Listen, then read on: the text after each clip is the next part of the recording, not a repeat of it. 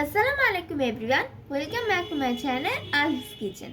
আশা করি আপনারা সবাই ভালো আছেন। আমি আজকে আপনাদের সঙ্গে শেয়ার করছি থাই স্যুপ। শীতের সন্ধ্যায় এরকম ধোয়া ওঠা এক বাটি থাই স্যুপ থাকলে আর কিছুই লাগবে না। আশা করি এই থাই স্যুপের রেসিপি আপনাদের অনেক ভালো লাগবে। চলে যায় মূল রেসিপিতে। বানানোর জন্য এখানে আমি 4টা ডিমের কুসুম নিয়ে নিয়েছি। এখানে আমি 5টা চিংড়ি মাছ ছোট ছোট টুকরো করে কেটে নিয়েছি। এখন দিয়ে দিচ্ছি। আমি কিছু মাংসকে কেটে নিয়েছি, এবার দিয়ে দিচ্ছি। এবার দিচ্ছি থাই আদার টুকরো।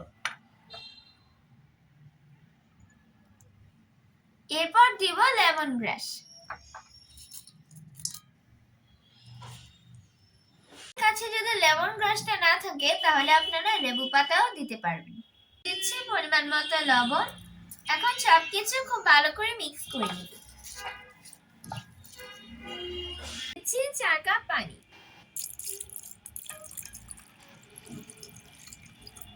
এবারে দিয়ে দিচ্ছি রেড চিলি সস।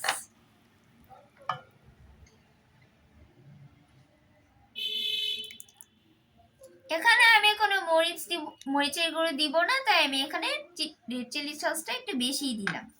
এখন দিয়ে দিচ্ছি টমেটো কেচাপ।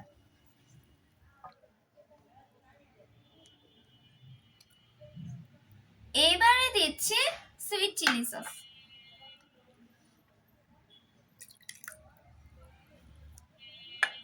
এখানে আমি 1 কাপ রেড চিলি সস এবং 1 কাপ টমেটো কেচাপ দিয়েছি।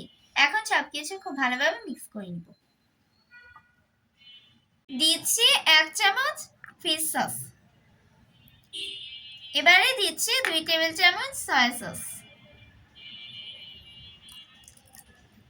দিচ্ছি 2 চামচ চিনি।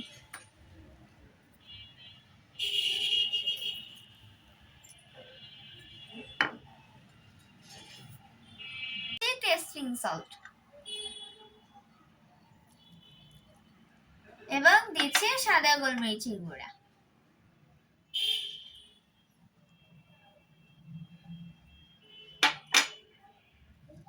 সবকিছু খুব ভালো করে মিক্স করে নিব।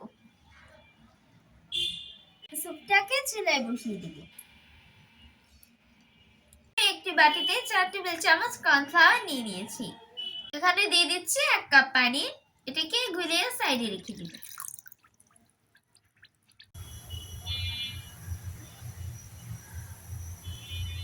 স্যুপটা ফুটে উঠেছে। এখন আমি এটাকে 15 মিনিট রান্না করে নিব।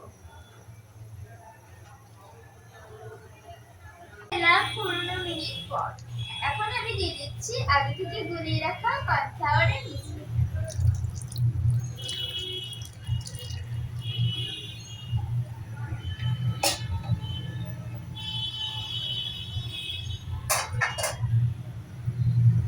অনবরত নিয়ে যাব। মিশ্রণটা ফুটে ওঠার সাথে সাথে চুলাটাকে বন্ধ করে দিব।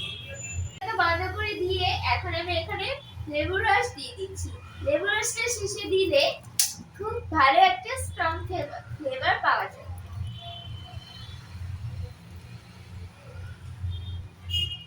সেটা দেখিয়ে দিচ্ছি। তো তৈরি হয়ে গেল আজকের থাই স্যুপ। আশা করি এই রেসিপি আপনাদের অনেক ভালো লেগেছে। যাদের ভালো লেগেছে তারা অবশ্যই লাইক, কমেন্টস ও শেয়ার করতে ভুলবেন না। সেই সাথে আমার চ্যানেলটি সাবস্ক্রাইব করার অনুরোধ জানিয়ে আজকে এখানে বিদায় নিচ্ছি। আল্লাহ।